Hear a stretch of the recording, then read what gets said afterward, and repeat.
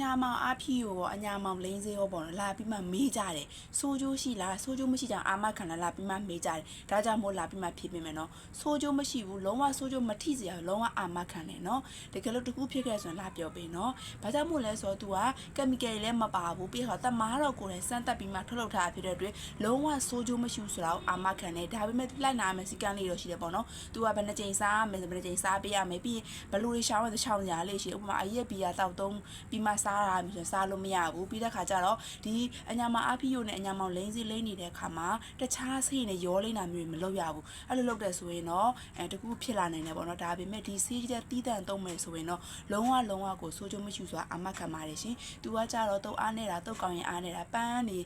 ပြောတာမျိုးအကျော်အားနေတာမျိုးတို့သုံးပေးရတာဖြစ်ပါတယ်ပြီးတော့ခါကျတော့ဘယ်နှဘူးဆိုတော့အတိအကျမရှိပေါ့နော်တယောက်နဲ့တယောက်ဒီခန္ဓာကိုယ်တိစပုံကြီးနဲ့မတူဘူးဖြစ်ပုံကြီးနဲ့မတူတာဖြစ်တဲ့အတွက်ပေါ့နော်